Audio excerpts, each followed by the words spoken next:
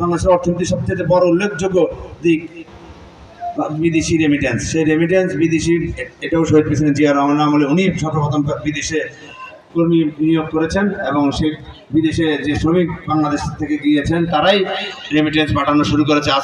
সেই থেকে আজকে পর্যন্ত বাংলাদেশের সবচেয়ে, আমি বলবো এখন পর্যন্ত বাংলাদেশের যে কয়টি শিল্প সবচেয়ে বেশি বাংলাদেশের অর্থনীতিকে অগ্রগতি করেছে তার মধ্যে গার্মেন্টস এবং বিদেশি শ্রমিকদের, আমাদের বিদেশি ভাইরা যারা কষ্ট অর্জিত অর্থ রেমিটেন্স পাঠায়। তো আমাদের দল বিএনপি যখনই ক্ষমতায় এসেছে তখনই এই দেশের জনগণের ভাগ্য উন্নয়নের কাজ করেছে।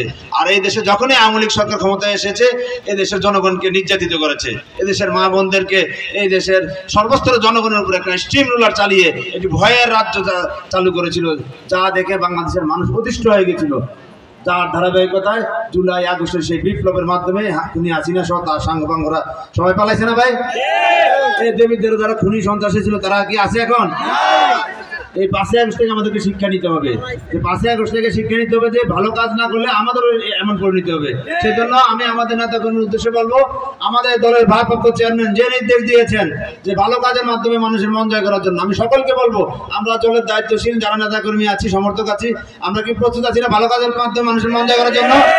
ইনশাল্লাহ আগামী দিনে আমাদের যে দেবিদ্বারের মাটি ও মানুষের নেতা, সাবেক সাংসদ, বারবার নির্বাচিত জনগণের প্রতিনিধি আলহাজ ইঞ্জিনিয়ার মঞ্জুর হাসান মুন্সি সাহেবের সুযোগ্য উত্তরসূরি আগামী দিনে আপনাদের সাথে কাঁধে কাঁধ মিলে কাজ করতে চায়। আপনারা তার সাথে কাজ করার জন্য আগ্রহ আছেন না?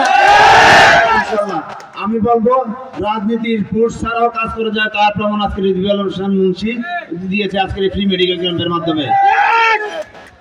তাই আমি এই আজকের যে ফাউন্ডেশনের যে কর্মকাণ্ড, সেই কর্মকাণ্ডের উদ্বোধন ঘোষণা করছি, পাশাপাশি এই আজগর আলী ফাউন্ডেশনের উত্তরোত্তর সাফল্য কামনা করছি। আমি ইনশাল্লাহ আশা করি, আমি আশাবাদী যে এই ফাউন্ডেশনের মাধ্যমে দেবিদ্বারের 15টি ইউনিয়ন আছে এবং পৌরসভার যতগুলো ওয়ার্ড আছে এবং ইউনিয়নের যে ওয়ার্ড আছে প্রত্যেকটি প্রত্যন্ত অঞ্চলে এই ফাউন্ডেশনের উদ্যোগে মানুষকে স্বাস্থ্য সেবা, চিকিৎসা সেবা দিবে, যাতে মানুষের স্বাস্থ্যের, আমি বলবো যে করোনার পরে বাংলাদেশে একটি মহামারী আকার ধারণ করেছে যে চর্মরোগের, অ্যালার্জির সমস্যা।